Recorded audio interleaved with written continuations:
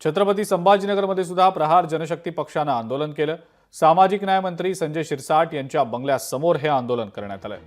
बंगल्यासमोर असलेल्या रस्त्यावर कार्यकर्ते ठाण मांडून बसलेले होते। बंगल्यासमोर पोलिसांचा कडक बंदोबस्त देखील तैनात करण्यात आलेला आहे।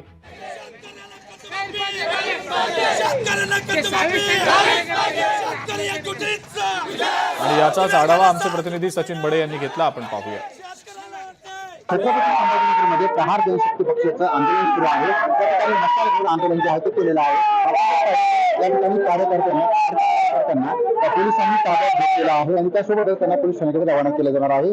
आपण पाहताय गेल्या बऱ्याच दिवसांपासून शेतकऱ्यांच्या प्रमुख मागण्या होत्या, कर्जमाफी असेल, मात्र ती पूर्ण झालेली नाही। त्यामुळे कुठेतरी कार्यकर्त्यांना आता आक्रमक होत या ठिकाणी पालकमंत्री संजय शिरसाट यांच्या निवासस्थानासमोर आंदोलन केलेलं होतं। मात्र अखेर त्यांना या ठिकाणी ताब्यात घेण्यात आलेलं आहे। त्यांचं आंदोलन जे होतं ते कुठेतरी आता त्यांनी या ठिकाणी संजय शिरसाट म्हणजे जे जिल्ह्याचे पालकमंत्री आहेत त्यांच्या घरासमोर केलेलं होतं। आता संजय शिरसाट यांच्या घरासमोर आंदोलन पोलिसांनी कुठेतरी कार्यकर्त्यांसोबत घेऊन गेल्याच्या नंतर त्याचा मागे पाहायला मिळतंय।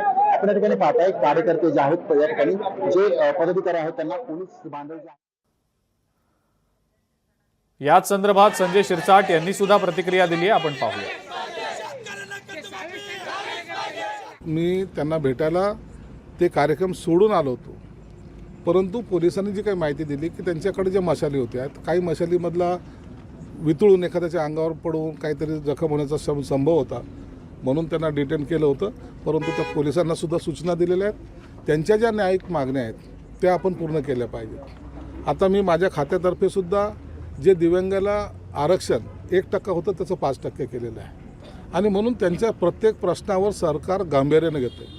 महाराष्ट्रात पहिल्यांदा दिव्यांगासाठी मंत्रालय आम्ही स्थापन केलेलं आहे, हे कुठं झालेलं नाही आहे। म्हणून त्यांच्या मागण्याला सहानुभूती नाही तर हे आमचं कर्तव्य म्हणून आम्ही पाहतो आणि त्या पद्धतीने त्यांच्या मागण्याचा आम्ही निश्चित विचारही करतोय।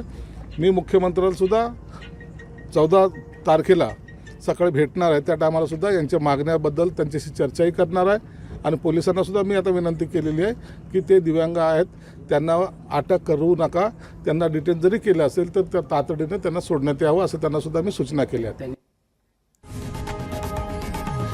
लोकशाही मराठी ऐका, पहा, जागरूक रहा।